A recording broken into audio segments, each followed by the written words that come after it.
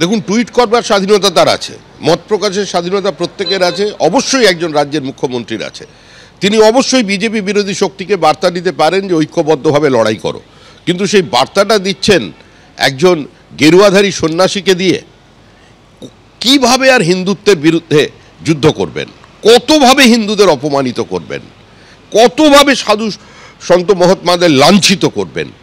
হিন্দুদের ঘৃণা করে যদি আপনারা মুসলিম ভোট ব্যাংক কনসলিডেট করে ভারতবর্ষের রাজনীতিতে প্রতিষ্ঠা পেতে চান, তাহলে এখনো মূর্খের স্বর্গে বাস করছেন। আমরা তীব্র প্রতিবাদ জানাচ্ছি।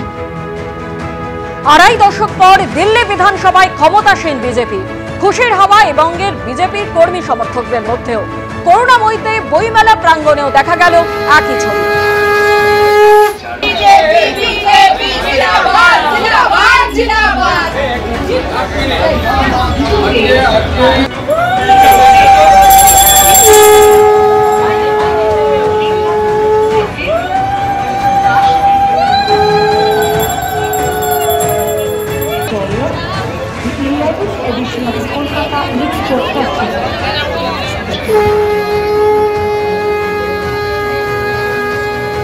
সুকান্ত মজুমদার বলছেন বাংলার মানুষ আগামী দিনে বিজেপির সঙ্গে আছে, কিন্তু তৃণমূলের কি বক্তব্য এই দিল্লির ভোটে বিজেপির বিপুল জয় নিয়ে? যে বিজেপির দখলে দিল্লি এটা আমাদের বিষয় নয়, পোস্ট করেছেন কুণাল ঘোষ।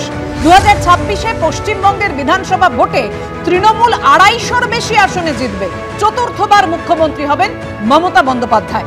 বাকি কোথায় কি হলো আমাদের বিষয় নয়, দিল্লির বিষয় দিল্লিতে, এখানে কোনো মন্তব্য নেই, বাংলায় ওসবের কোনো প্রভাব নেই, এক্সপোস্ট করেছেন কুণাল ঘোষ।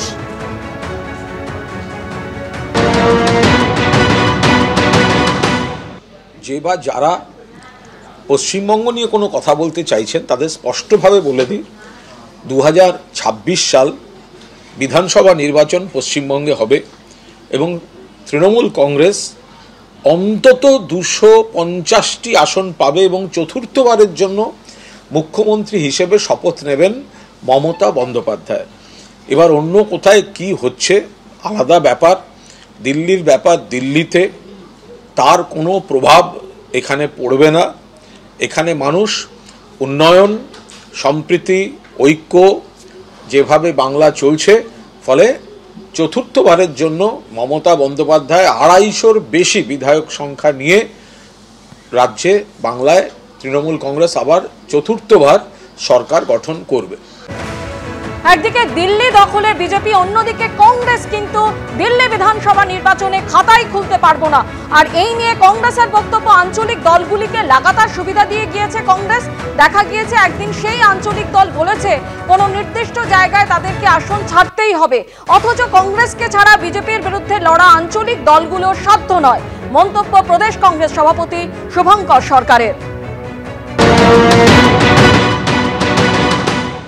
আমি মনে করি কংগ্রেস আঞ্চলিক দলকে সুবিধে দিতে দিতে দেখা গেছে সেই আঞ্চলিক দল তারা বলছেন এই জায়গায় আমায় ছাড়তে হবে। আজকে তো সবাই ইন্ডিয়া অ্যালায়েন্সের পার্টনার যারা, তারা সবাই মিলে তো ওখানে চেষ্টা করলেন।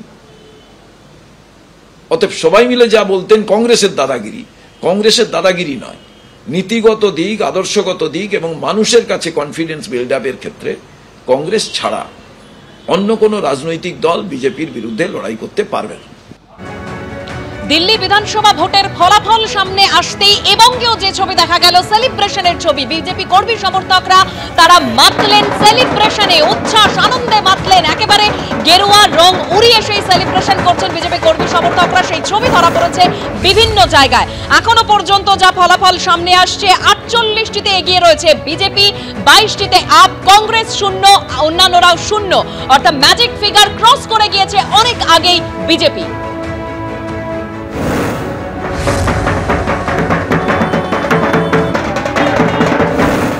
আর এই আবহে অত্যন্ত ইঙ্গিতপূর্ণ পোস্ট ওমর আব্দুল্লাহ, নাম না করে ঠেস আপ ও কংগ্রেসকে, প্রাণ ভরে নিজেদের মধ্যে ঝগড়া করে। দিল্লিতে ভোটের ফলাফল সামনে আসতে খোঁচা দিয়ে এক্সপোজড ন্যাশনাল কনফারেন্সের নেতা ওমর আব্দুল্লাহ।